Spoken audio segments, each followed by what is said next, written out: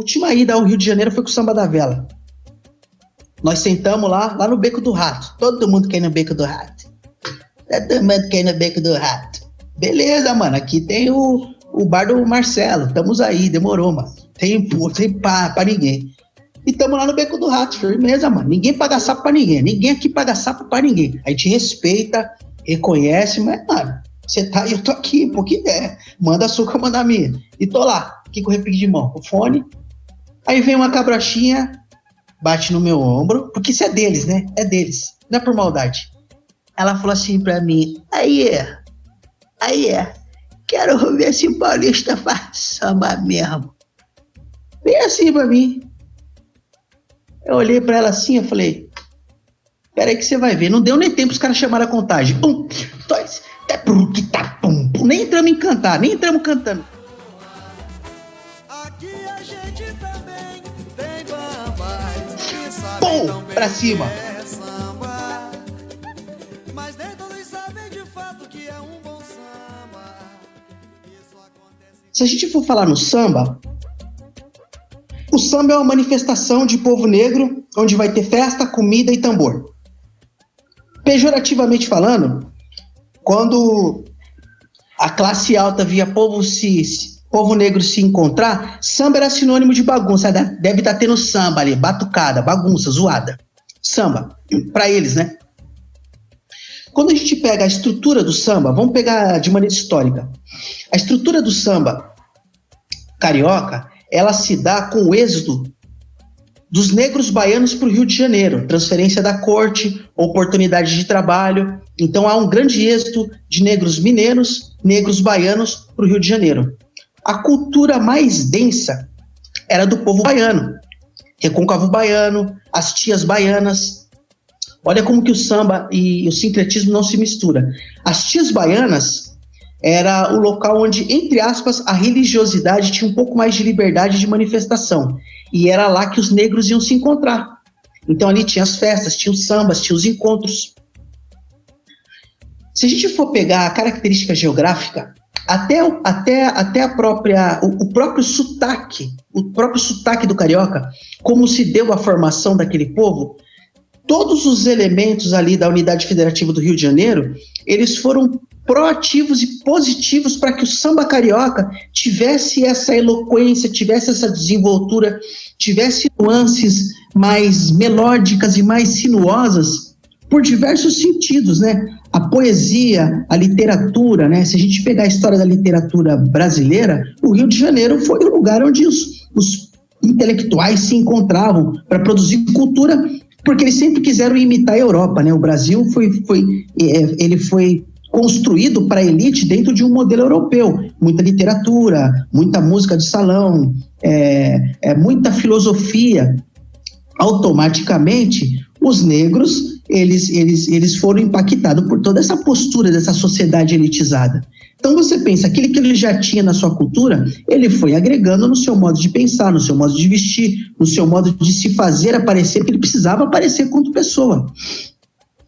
O samba foi institucionalizado por Getúlio Vargas a partir de uma matriz carioca. Então você pega lá as histórias que nós já sabemos, pelo telefone, chega Ismael Silva, que tem aquela conversão da figura rítmica da polca ou do machixe para a figura rítmica do samba 2x4, em de tá, tic-tac, tic-tac, a figura rítmica muda para cá, pá, tá, tic-tac, como tem a ver com o gingado carioca, tá, subindo e descendo o morro cadente, lá vai o malandro, dono do mundo. A literatura, ela trouxe esse glamour pro tal do malandro, aquele que descia o morro, a própria geografia de se descer e subir morro, tudo isso mexeu com a cabeça do artista, tudo isso foi cenário de pano de fundo para glamourizar, para tornar aquele cotidiano do povo negro carioca mais fértil para as mentes, né? Até a própria planície, até o próprio território, ele influencia em tudo. Então, quando você pega o samba das outras regiões, que tem em todo lugar, tem no Maranhão, tem em São Paulo, tem no Piauí, tem em todo lugar, porque onde tinha negro, tinha batuque, tinha tambor, tinha uma forma de se manifestar. Então você concorda comigo que onde tem a institucionalização, onde tem a mídia, onde tem a imprensa, onde tem o poder mais concentrado, é onde as coisas vão acontecendo com mais regularidade. Porque o pensamento do país está ali, como se pensar o Brasil politicamente, socialmente, intelectualmente, culturalmente, estava tudo concentrado ali. Então esses vetores que iam entrando ali na cidade, entravam em toda a sociedade, consequentemente nos negros também. Então onde o foco está mais evidente, todo mundo quer aparecer. Essa é a minha análise, tá bom? O samba não levanta mais poeira. Asfalto hoje cobriu o nosso chão. Lembrança eu tenho da Saracura. Saudade tenho do nosso... Como o Anhangabaú era um rio ali bem conhecido, esse rio Saracura, ele ficava atrás do MASP, que tem a ver com a região do Bexiga, né? Se você descer ali por trás do MASP, 9 de julho, você vai sair na cara do gol ali da região do Bexiga. Então Saracura tem tudo a ver com acho que até por questões de ponto de referência, né? Ah, deve ser os pretos lá da Saracura lá, a negaiada lá da Saracura. Provavelmente tinha essa conotação. Não precisa pensar muito, né?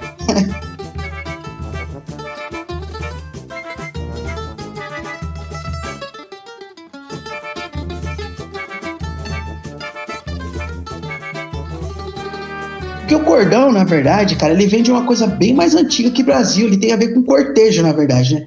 Com festas religiosas. Os cordões têm a ver com os cortejos dos santos, das procissões. E, na verdade, essa questão de cortejo é uma coisa muito, muito antiga, já desde dos povos antigos da Mesopotâmia. Tem muito a ver com o paganismo, né? Não tem como fugir disso, né? Da divindade, dos deuses, de você fazer cortejo agradecendo pela colheita, agradecendo pelos sucessos na guerra. Ele tem muito a ver com a questão do sincretismo, né? Os cortejos e coisa e tal. E aí as festas do povo afrodescendente no Brasil, a origem vai ter muito a ver com parada de umbanda, de candomblé, com essas festividades aí, com o próprio jongo, né? E a musicalidade, ela vai ganhando forma por causa das bandas marciais, tanto do ponto de vista do exército, né? As marchas, as bandas marciais, tem muito a ver com as marchas de guerra.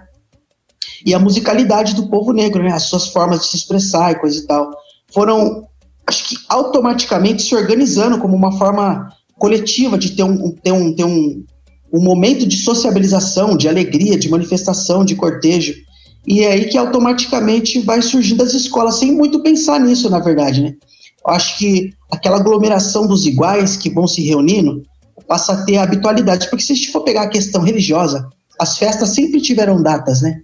A data das comemorações. Eu acredito que nos encontros dessas festas eram os encontros dos negros, para falar de comida, para falar de bebida, para manifestar sua religiosidade e, consequentemente, a música, que é uma coisa, manifestação musical, uma coisa muito antiga entre as sociedades. Então, automaticamente, os negros manifestavam as suas músicas já, né?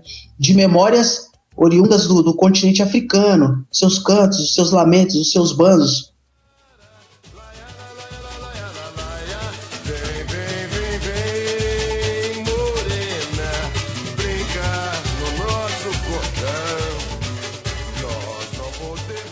Quando chega numa sociedade latino-americana com a influência europeia e indígena, isso vai tomando uma forma mais socializada, né? Em que sentido? Com habitualidade, acaba tendo pequenos comércios, né? Vamos chamar de economia solidária, e aquilo vai ganhando força, né? A festa de Santo Amaro. Pô, é o dia que a negrada vai para a festa de Santo Amaro, vai ter cortejo, vai ter procissão, vai ter música. Então, automaticamente, isso vai ganhando corpo e regularidade. Então, assim, habitualidade e regularidade. Ganha-se uma característica, ganha cores, começa a ter direcionamento, né? Os dirigentes, os mais velhos, que costumam passar a tradição oral para os mais jovens, vão explicando da importância da resistência, vai se contando o quanto sofreu, vai se contando que é importante se organizar quanto a sociedade para conseguir um espaço, porque até por questão de sobrevivência, né? Você tem que ir e vir, você tem que comer e beber, e você tem que cuidar da sua geração que vai crescendo numa outra época. Então, assim, tudo vai caminhando junto com as mudanças sociais, com a industrialização, com a urbanização. Então, automaticamente, esse povo negro, mesmo que ele é colocado de canto, ele vai vendo chegar o asfalto, a iluminação, ele vai vendo os rios serem soterrados, ele vai vendo a sociedade crescer através da imprensa, através da indústria, através do marketing, e ele é um elemento que está inserido ali, ele precisa trabalhar, ele precisa comer, ele precisa se virar para estudar. Então ele vai encontrando espaço para se organizar quanto uma sociedade negra, quanto a sociedade judaica, quanto a sociedade japonesa. Então você vê que cada sociedade, cada povo tem as suas liturgias, os seus encontros e as suas festas. Quando isso vem se espalhando para os povos, as diásporas, então você tem a ver que o cortejo, o cordão o cortejo vai vir de manifestação religiosa dos seus santos, das suas festas, das suas divindades, que vão ter as músicas de cortejo, automaticamente as músicas de cordão vão vir com esse contexto, até se transformar em samba, com passo 2x4, todo esse tipo de coisa. Então, seja lá em Dionísio Barbosa, Barra Funda, seja na família de Fernando Penteado, no Bexiga, seja no Peruche, a origem desse povo é a mesma, né? A luta pela sobrevivência, um lugar para se proteger, guardar as tradições, se comunicar e fazer suas festas. Automaticamente a sociedade vai se comunicando, que nem falei para você, o pessoal lá na Barra Funda estão organizando uma escola, a gente não pode ficar para trás. Até porque esses líderes, de tempo em tempo, eles tinham algum tipo de contato para saber como se prevenir, como se guardar. Então a escola de samba, ela surgiu como quilombos, as escolas de samba são quilombos, hoje não são mais. Surgiu como quilombo, pense em Zumbi, quilombo de Palmares. O que um povo faz quando está reunido? Os seus atos e os seus agitos e o seu fazer são das suas culturas, das suas economias, da sua sociedade. Você tem que levantar para comer e beber e para se divertir. Eu vou tocar viola. Não, lá os caras tocam rabeca. Não, aqui é só bumbo. O que vai mudar é a característica, né? O samba do interior de São Paulo, o samba carioca, o encontro em si, o pagode é o mesmo, mas as características mudam por causa das influências que aí sempre europeias, né? Por que aqui foi mais bumbo? Por que ali foi rabeca? Por que aqui foi mais música instrumental? Né? É sempre com a influência da sociedade local. Então, se a gente pegar essa história de Dionísio Barbosa, a gente vai perceber que ela não vai ter diferença nenhuma das outras, vai ser só características. Quem foi o fundador, qual foi o nome do cordão, qual foi o nome da escola. Se a gente pegar um, a gente pega todos. Dê um beijo nos negrinhos, vou ganhar o nosso pão. Carregar algumas malas lá na porta da estação. Engraxar sapato e bota, carregar cesto na feira. Alugar uma... O Largo da Banana, eu tava vendo esses dias aí, porque assim, essas formações, economicamente, o que era viável os locais para onde os negros se encontrarem? A economia vai vir primeiro. Os estivadores têm uma história muito forte, uma relação muito forte com o samba, que era os portos, os locais de descarregamento de matéria-prima ou de alimentação, que era a única oportunidade que os negros tinham de fazer o trabalho de mão de obra pesada, ficar esperando uma oportunidade para descarregar, para carregar, para levar a mala, era a única oportunidade que eles tinham, e ainda, por favor, para ver se as pessoas os remunerariam. Então, o comércio informal, é óbvio que foi a forma dos negros se organizarem, né? Então, quando a gente fala de Largo da Banana, parece que havia uma linha que passava ali, uma linha férrea que passava ali, o que tem, é claro, que descarregava ali produtos e banana. E era a oportunidade que eles tinham para ir trabalhar, descarregar e até vender alguns produtos. Automaticamente, é o lugar onde a malandragem para trocar ideia, para falar das coisas da vida. E automaticamente a música é o fator de comunhão entre as pessoas, né? É a lembrança da memória, é a questão da familiaridade. Então, é onde vai reunindo gente. Onde se reúne gente, na hora que tem um tempinho, mano, para fazer gaiatagem, para sair na mão, para um trollar o outro. E a malandragem, ela é feita disso, né? A malandragem, ela tem uma expressão pejorativa, né? Que malandragem para eles tá associado a pequenos furtos, tá ligado a cara beberrão, tá ligado a cara violência doméstica, todo esse tipo de coisa. Mas as pessoas não observam o que levou esse povo a desenvolver esse tipo de perfil, a ser tratado que nem barata, que nem rato. Quem muito apanha tem hora que tem que começar a reagir. Então você trabalha, você não tem onde dormir bem, você não tem onde comer bem, e você vai ser sempre hostilizado pela sociedade. Então você vai criando formas, vai criando jeito de expressar isso. Então isso vai no samba, vai nos jogos, né? Vai na contravenção. Então essa malandragem que foi sempre muito marginalizada e vista de forma maldita, na verdade são os caras que ditam a regra para a sociedade musical. Porque é como se fosse o combatente. Fala, o negócio é o seguinte, nós vamos ter que ir para a rua, a polícia vai vir, a sociedade escravocrata e marginal e racista vai vir, e esses caras é o que ganha mais envergadura, é o que ganha mais mobilidade, é o que tem mais articulação para compor, para escrever e para organizar os seus ajuntamentos. Esses são os malandros, na verdade são os arautos, né? Eles são os batedores, que tem que colocar a cara a tapa pela família, tem que conseguir ganhar alguma coisa numa sociedade que está com a arma apontada sobre a cabeça dele. Então esse cara, geralmente, ele é os mestres de cerimônia, eles eram os mestres de bateria, que na verdade era chamada de apitadores. Por que esses caras eles eram mais sagazes e mais espertos? Porque eles tinham que estar na rua, tinham que estar na vida para ganhar o ganha-pão. Então, quando eles pensam em organizar alguma coisa, eles pensam mais rápido, eles sabem como é que a polícia está na rua, eles sabem os locais onde é mais fácil de se organizar. Pô, a gente precisa fazer um samba, precisa fazer vai ter um culto religioso. Ó, vai seguinte, ali no Glicério, mano, vai ali ter uma rolê que a polícia quase não passa. Como é que o cara sabe? Porque o cara tá na rua, mano, correndo dessa polícia, correndo dessa sociedade, tentando vender os seus produtos. Então, automaticamente, ele se torna o batedor da sua sociedade. Não, vamos fazer nos porões da Barra Funda, que ali os caras não chegam. Se chegar, nós já sabe como correr, já tem as fotos de ruga. Tem que ter alguém para conhecer isso. E isso acontece espontaneamente no dia a dia desses caras, dos estivadores, dos caras que vão nas portas dos terminais ferroviários e para descarregar mala. Então ele está observando tudo que está acontecendo.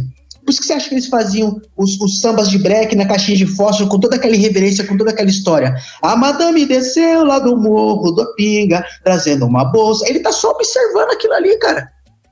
E de repente o moleque correu e pegou a carteira bem na minha frente. Mas foi de repente uma chuva cair, eu tô improvisando aqui, entendeu? Eu não tinha pra onde correr, você tem que saber o caô, que eu vou te contar. Isso é aquela história que os caras viviam. E aí o dom é uma coisa implícita que não se explica. O cara, quando se reunia pra cantar a música, mano, já fica arquivado, né?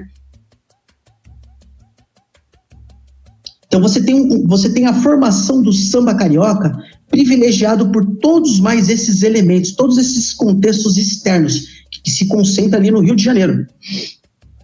Quando aí é óbvio que aquela mesma história que nós pegamos aqui no começo, de como o negro tinha que sair para se virar, que é a mesma, estivador, biscate, faz ali pequenos furtos, porque tem que sobreviver. Essa história ela vai se dar igual para todo mundo. O Rio de Janeiro, geograficamente falando, é um lugarzinho mais denso, mais concentrado. Então, lógico, a informação corre mais rápida, a organização também é mais rápida de se fazer. O que uma escola faz aqui, já bateu no... O cara bate um tamborim aqui, o cara já bate a caixa lá do outro lado, né? Você dá um rolê no Rio de Janeiro, enquanto você sai daqui do Morumbi para ir para Itapevi, você já andou o Rio de Janeiro todo, moço.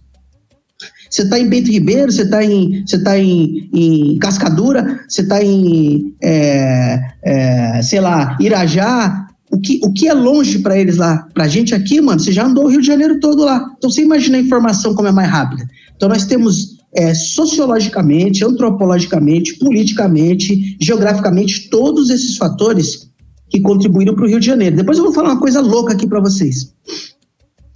O que acontece? Você vai depender também de uma espécie de povo oriundo do continente africano que se concentrou ali. Vou dar um exemplo bem clássico. De repente nós tivemos povos que se concentraram na Bahia, que eram mais afeitos à agricultura. De repente você tinha povos afeitos no Rio de Janeiro, que eram também afeitos à agricultura, mas mais musicais. De repente eram os oradores, os cantores das suas tribos. Estou dando um exemplo. Automaticamente cada região vai ter uma característica forte conforme aquelas tribos que se reuniram. Pô, o pessoal do interior de São Paulo é mais agrário, eles eram mais de colheitas, as músicas são músicas mais lineares, não tem tanta melodia, não tem tanta sinuosidade devido a tais e tais características. 28 quilômetros de Osasco, Taboão, mas mesmo assim eu vou. E os meus parceiros vêm pra cá também. Eles vêm, eu sei que vêm.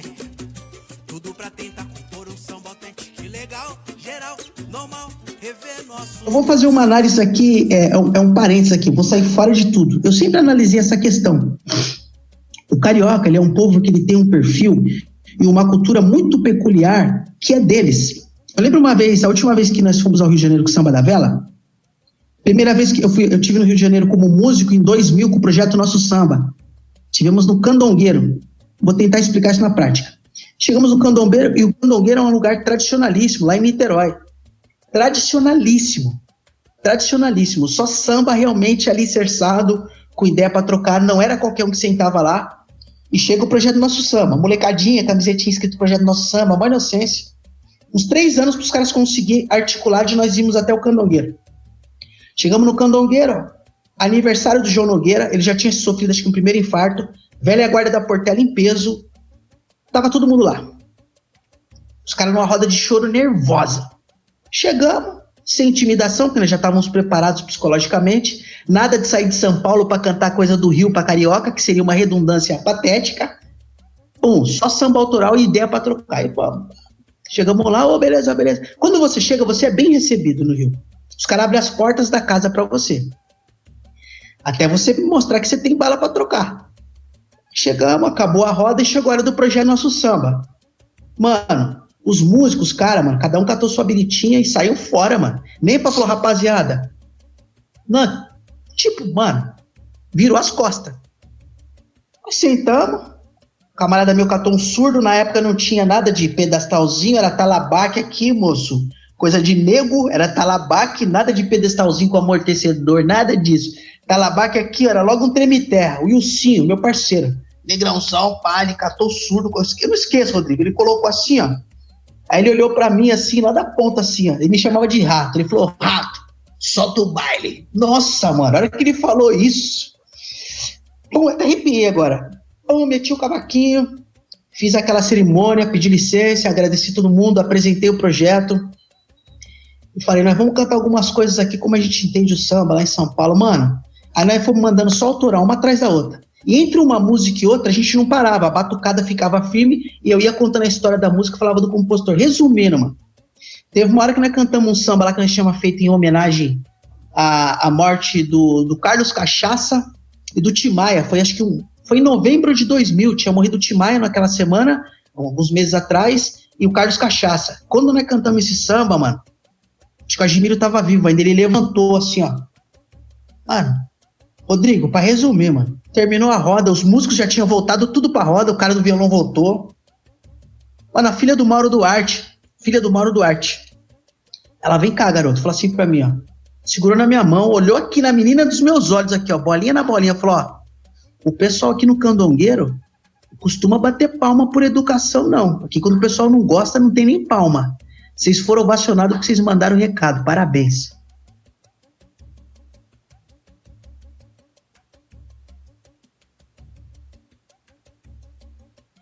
Então, por que o Carioca tem essa rincha com o São Paulo? Porque São Paulo foi um lugar totalmente mais industrializado, onde o baronato do café estava aqui, a arrogância estava aqui. Então o cara vê sempre por essa ótica. Não, o que vem de lá, os negros de lá deve ser tudo...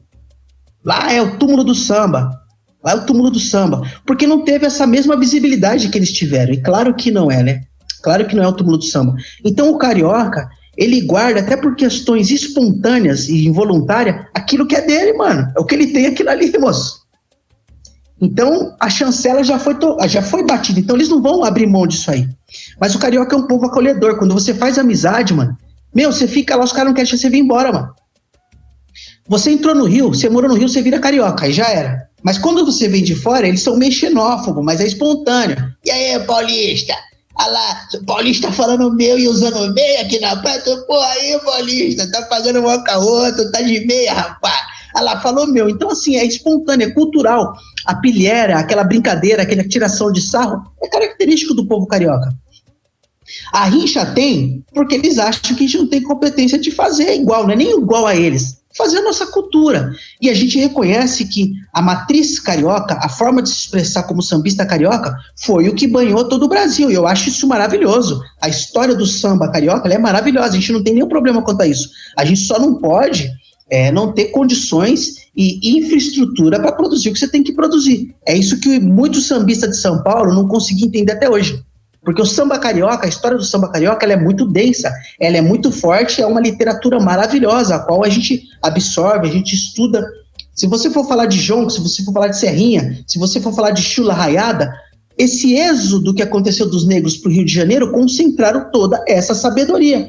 Por isso que eles têm essa primazia e conseguem se manifestar de maneira mais eloquente e mais plural. É como se a nossa biblioteca negra musical tivesse concentrada no Rio de Janeiro.